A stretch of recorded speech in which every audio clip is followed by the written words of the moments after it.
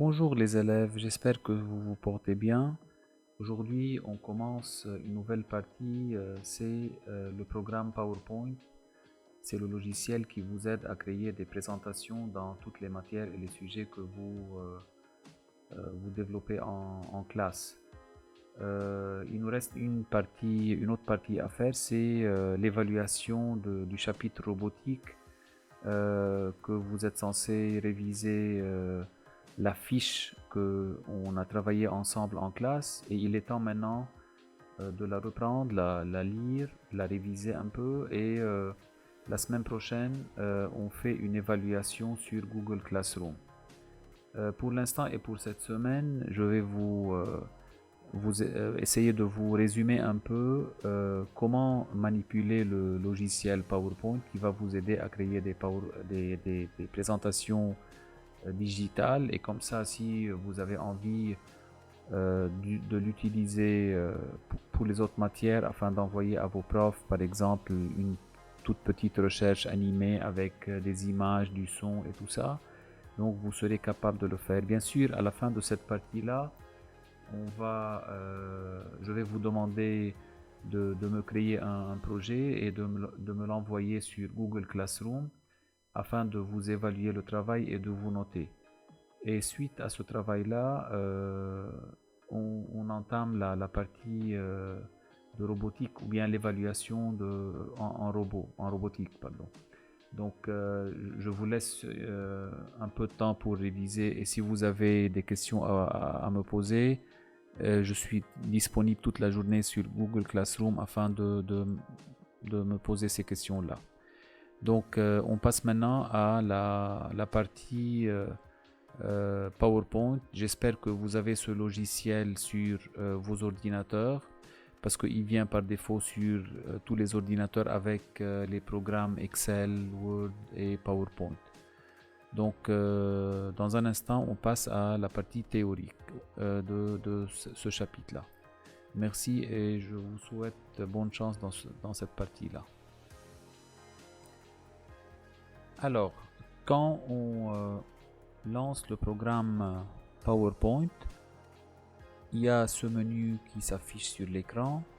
Bien sûr, il peut être un peu pas identique pour vous, donc parce que moi ici j'ai des documents que j'ai bien travaillé juste avant. Peut-être chez vous il y a les modèles de documents qui ne sont pas les mêmes. De toute façon, quand je lance mon projet, la première des choses à faire c'est de choisir un modèle de ces PowerPoint qui s'affichent devant moi, de ces modèles-là. En anglais, on dit c'est les templates afin de commencer le travail. Donc, je vais par exemple moi choisir ce modèle-là, c'est le droplet. Donc, quand je clique deux fois, ça y est, je choisis si je veux le background suite à une couleur bien déterminée. Puis après, je confirme pour créer mon premier projet qui est formé d'une seule diapositive. Donc comme on le constate que j'ai ici un menu principal que je peux naviguer en cliquant et à chaque fois que je sélectionne un menu, j'ai les icônes correspondantes. Donc je passe à l'icône ou bien au menu Home et comme vous le constatez, ici j'ai une seule diapositive. En anglais c'est Slide. Et ici, j'ai deux cases pour créer mon titre et mon sous-titre. Bien sûr, en cliquant dans une case, je peux par exemple projet de techno en cinquième. Et là, j'écris par exemple année 2019-2020. Et une fois je termine ma première diapositive, je peux commencer ou bien à insérer une deuxième. Je me place ou bien je sélectionne la diapositive qui est à gauche et je fais Enter et par suite là, je passe à créer la deuxième diapositive. Dans cette deuxième diapositive, ce qui est proposé, c'est un titre, bien sûr, et ici, je peux cliquer pour taper un texte ou bien pour insérer une image ou bien des Smart Art Graphics. Ce sont comme vous, si vous voulez, les icônes, ou bien les vecteurs, ou bien les call-outs.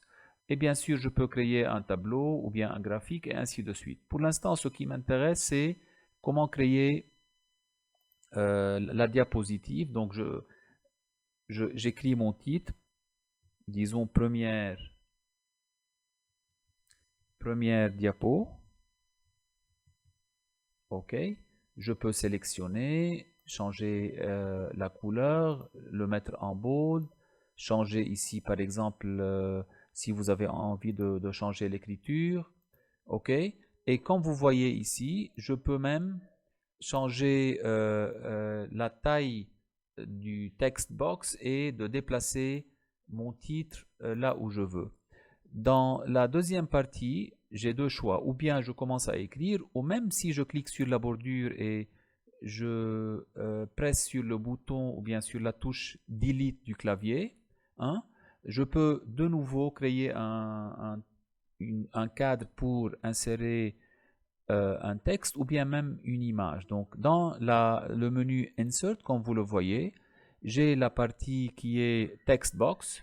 Donc je clique sur Text Box là et je sélectionne et je commence à écrire le texte que je veux ou bien copier-coller un texte que j'ai amené d'Internet.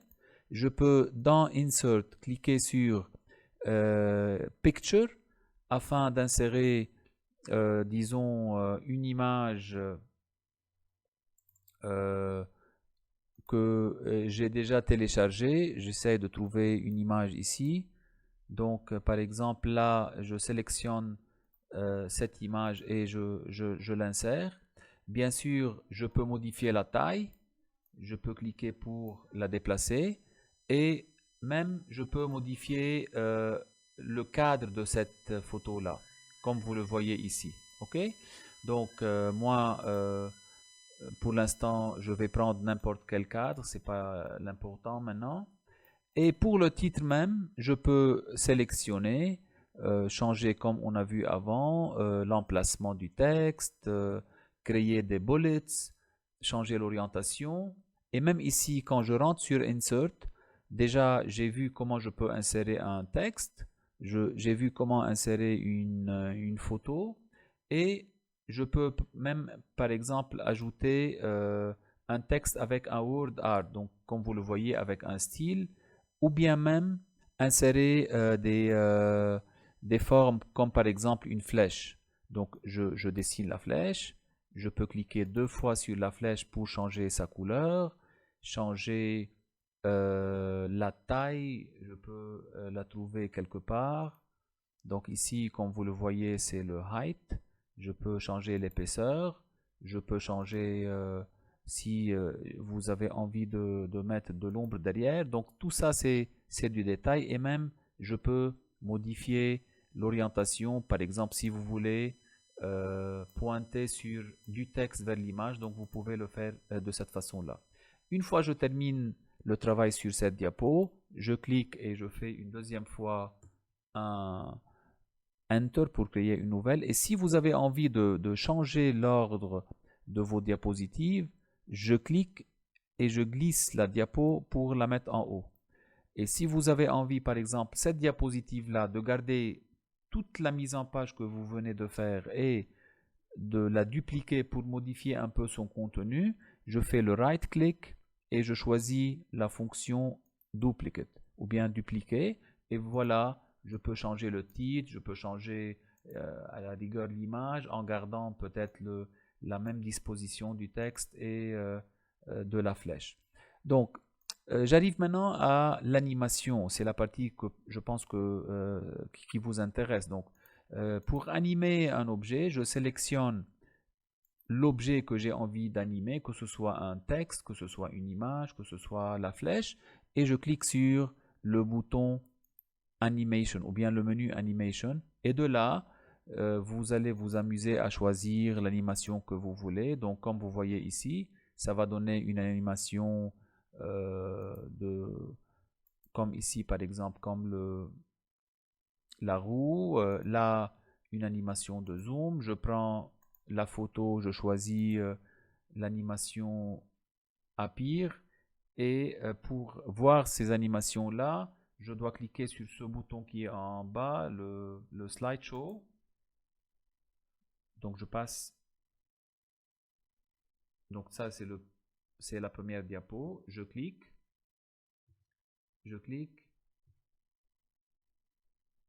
Et voilà. Et voilà. À chaque fois que je clique, donc ça donne une animation. Si vous voulez que l'animation soit automatique, donc là, vous voyez que le start, c'était en on click. Donc, vous choisissez with previous et automatiquement la durée. Et là, vous enlevez on click pour que ça soit automatique. Donc, on a vu un peu comment faire l'animation. Je reprends que c'est une animation qui peut être faite sur le texte, qui peut être faite sur la photo. Et il me reste à vous donner un peu les effets de transition qui se font entre une diapositive et une autre. Vous avez constaté peut-être que quand je lance mon projet avec ce bouton slideshow, vous avez vu que à chaque fois que je clique, le passage se fait classique. Il n'y a pas une certaine animation. Donc, et voilà. Donc, dans transition, je peux choisir, par exemple, cet effet-là. Pour je peux choisir cet effet-là. Pour cette diapo, je peux choisir cet effet. Et voyons si j'essaye, qu'est-ce que ça va me donner. Donc, voyons. Comme vous voyez, ça commence à faire des animations de transition entre les diapositives. Bien sûr, il ne faut pas oublier qu'à la fin du projet, il faut sauvegarder votre projet, sinon vous allez perdre toutes vos documentations. Donc, je rentre sur Save et je clique là sur Browse. OK. Dans My Document, je fais un dossier que je nomme par exemple 5e techno. Et dedans, je mets mon projet. Donc je pense que je vous ai donné un aperçu sur les principales, si vous voulez, fonctionnalités de ce logiciel-là. Maintenant, je vous laisse travailler et je vous donne un projet. C'est de créer un, un PowerPoint